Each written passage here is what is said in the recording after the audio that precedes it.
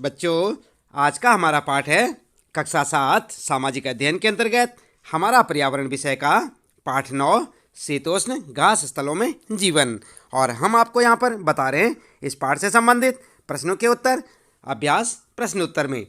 तो चलिए सबसे पहले जान लेते हैं पाठ के अंतर्गत पूछे गए प्रश्न और उनके उत्तर। आप देख सकते हैं पहला प्रश्न है आपके लिए, वेल्ड दक्षिणी गोलार्ध में स्थित है।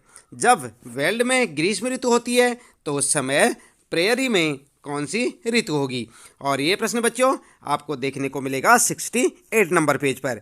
तो आप अपनी पाठ्यपुस्तक के 68 नंबर पेज पर देखें, 68 नंबर पेज पर। और उसका उत्तर क्या लिखेंगे आप? उत्तर लिखेंगे, जब वेल्ड में ग्रीष्म ऋतु होती है तो उस समय प्रेयरी में शीत ऋतु होती है। ठीक है ना?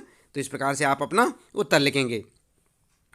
अगला प्रश्न है बच्चों, दूसरा प्रश्न, किसी न किसी प्रकार की घास पृथ्वी के धरातल पर लगभग सभी जगह पाई जाती है। उन स्थानों के नाम बताइए जहां आपने घास को उगते देखा है। और ये प्रश्न भी आपका 68 नंबर पेज पर आप देख सकते हैं, 68 नंबर पेज पर अपने पाठ के अंतर्गत। और इसका उत्तर लिखेंगे आप। उत्तर लिखेंगे, घास मुख्यतः खेतों में, खेल के मैदानों में, नदी के तटबंध पर, सड़क के किनारों पर या आसपास पहाड़ी भागों के ढलानों पर, पठारी भागों में, पार्श्व मार्ग के दरारों में आदि स्थानों में पाए जाती है या पाए जाते हैं। ठीक है? तो इस प्रकार से आप अपना उत्तर लिख सकते हैं। इसके बाद बच्चों जैसे ही यहाँ पर जो है पाठ के अंतर्गत के जो प्रश्न हैं समाप्त होते हैं तो साथ ही साथ यहाँ पर शुरू हो जाते हैं नए प्रश्न आपके लिए। पाठ के अंत में पूछे गए प्रश्न आप देख सकते हैं, आपने पाठ पढ़ लिया होगा पूरा। और पाठ के अंत में आप देखेंगे कुछ प्रश्न दिए हुए हैं तो उनके उत्तर आप किस प्रकार से लिखेंगे। तो यहाँ पर देखते हैं, पहला प्रश्न है, निम्न प्रश्नों के उत्तर दीजिए। अब यहाँ पर आपके लिए कुछ प्रश्न दिए हुए हैं, उनके उत्तर आपको लिखने हैं। जैसे कि कई प्रश्न है, अमेरिकी शीतोष्ण घास स्थल को क्या कहा जाता है? तो उसको क्या कहा जाता है बच्चों? उत्तर लिखेंगे प्रेयरी। समझ गए ना आप? क्या लिखेंगे? प्रेयरी। दूसरा प्रश्न है बच्चों, अमेरिकी घास स्थल के पशु चरागाह को क्या कहते हैं? तो क्या कहते हैं उसे? रेंच। क्या कहेंगे? उत्तर में लिखेंगे रेंच।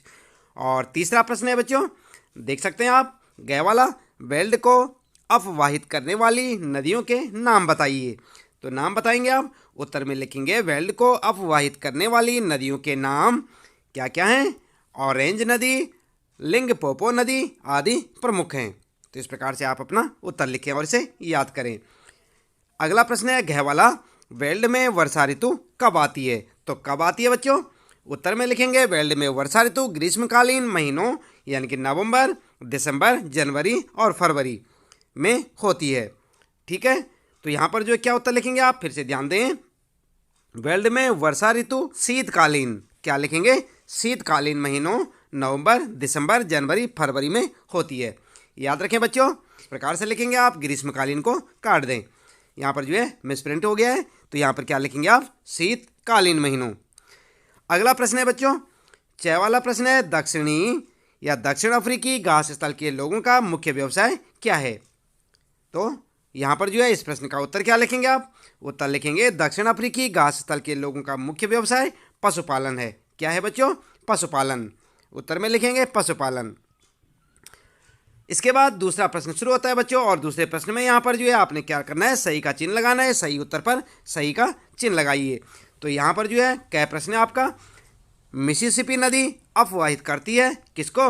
कनाडा, अफ्रीका या संयुक्त राज्य अमेरिका? तीनों में से एक ऑप्शन आपका सही होगा। और उत्तर लिखेंगे आप संयुक्त राज्य अमेरिका। तो इस पर आप सही का चिन्ह लगाएंगे। ठीक है? तीसरे वाले पे आप सही का चिन्ह लगाएं।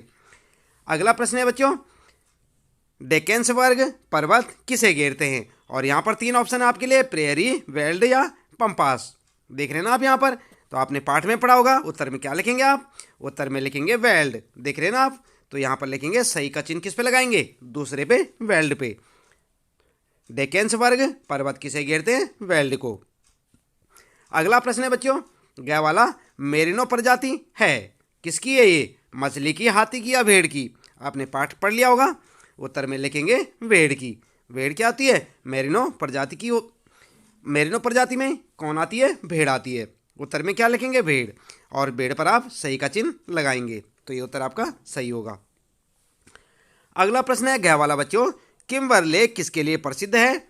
और यहाँ पर 3 ऑप्शन है आपके, हीरा, चांदी या प्लेटिनम। देख रहे हैं ना आप यहाँ पर, किम्बरले किसके लिए प्रसिद्ध है? तो किसके लिए प्रसिद्ध है? उत्तर में लिखेंगे हीरा। किस पे लगाएंगे आप सही का चिन्ह? हीरा पे।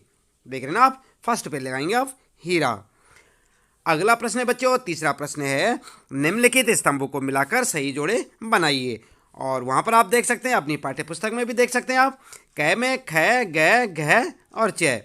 तो यहाँ पर जो है इस प्रकार से दिया हुआ है और आप इनको जो है सही वर्ग में लगाएंगे। ऐसे करके आप इन्हें मिलाएंगे। तो आप कैसे मिलाएंगे? उत्तर में चलिए देख लेते हैं। उत्तर में आप किसके साथ क्या मिलाएंगे? काओ बाय के साथ मिलाएंगे आप प्रेरी, और सोना के साथ मिलाएंगे जोहान्सबर्ग, कुडू के साथ पशु, चिनूक के साथ गर्म पवन और कोयला के साथ लोहा एवं इस्पात। तो इस प्रकार से आपके उत्तर हो जाएंगे। देख रहे हैं ना आप, तो इस प्रकार से आप अपना उत्तर जो है मिलान करें। चौथा प्रश्न है बच्चों, कारण बताइए। और क्या है यहाँ पर प्रश्न? प्रेयरी को विश्व का धान्यागार कहा जाता है। ठीक है, तो इसका कारण बताना आपने कि प्रेयरी को विश्व का धान्यागार क्यों कहा जाता है, धान्यागार कहा जाता है। तो कारण बताइए। उत्तर में लिखेंगे, उत्तर आप इस प्रकार से लिखें, ठीक इसी प्रकार से, इस प्रदेश में उपजाऊ भूमि और गेहूं के लिए अनुकूल जलवायु पाई जाती है तथा यह प्रदेश संयुक्त राज्य अमेरिका के उत्तरी भाग और कनाडा के दक्षिणी भाग में स्थित है। यह प्रदेश काफ़ी विकसित क्षेत्र है, इसलिए यहाँ के किसान कृषि वैज्ञानिक विधियों एवं ट्रैक्टर, हार्वेस्टर तथा कंबाइन के उपयोग करके गेहूं की फसल को अधिक मात्रा में उगाते हैं। ठीक है ना। गेहूं के अत्यधिक उत्पादन के कारण प्रेयरी को विश्व का धान्यागार भी कहते हैं। क्यों कहते हैं? ये सब बातें यहाँ पर आप लिखेंगे और ये आपका उत्तर हो जाएगा। तो ठीक है बच्चों, यहाँ से आप ध्यानपूर्वक लिखें, ये आपका प्रश्न है और इसका उत्तर इस प्रकार से लिखेंगे।